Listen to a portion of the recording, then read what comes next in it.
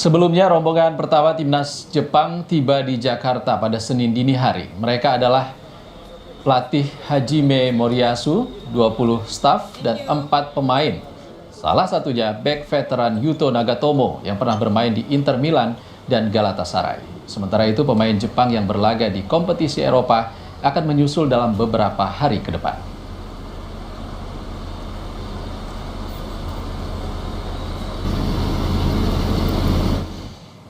Di tengah persiapan timnas Indonesia menghadapi Jepang dan Arab Saudi, PSSI mendapat sanksi dari FIFA terkait saat laga melawan Bahrain dan Tiongkok. Apakah ini bisa memengaruhi psikologi para pemain? Kami akan membahasnya bersama pengamat sepak bola Wesley Hutagalung. Selamat sore, Bung Wesley.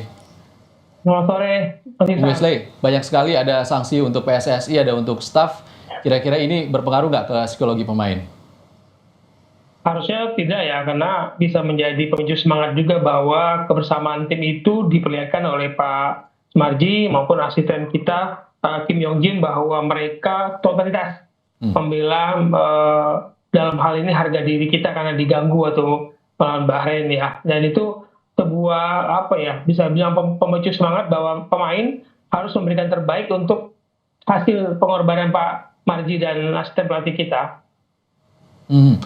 Bung, pemain timnas berkumpul hampir bersamaan berkaitan dengan pemain Jepang yang tiba di Indonesia. Apa yang Anda lihat dari sisi kebugaran fisik pemain timnas untuk melawan Jepang?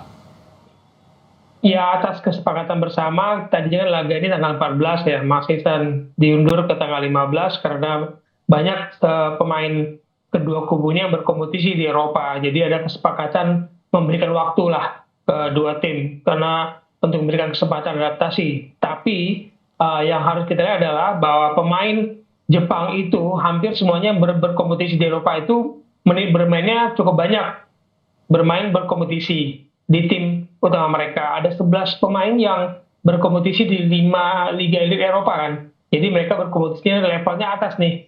Sementara pemain kita banyak di Eropa tapi levelnya masih second tertier atau tertier ketiga bahkan. Sebagai pemuncak grup C, belum pernah kalah, 3 kali menang, 1 kali seri. Jepang ini bagaimana nantinya kekuatan Indonesia untuk melawan Jepang? Ya, tidak ada yang tidak mungkin dalam sepak bola, Mas Isan, bahwa Jepang sejak awal diunggulkan. Dia plot 1, kita plot 6. Lalu kalau kita lihat ya catatan saya di 4 pertandingan sebelumnya. Oke, Bung Wesley. Ya. Mohon maaf, kami harus memotong percakapan terkait dengan persiapan timnas Indonesia melawan Jepang. Kompas Petang akan beralih ke breaking news Kompas TV.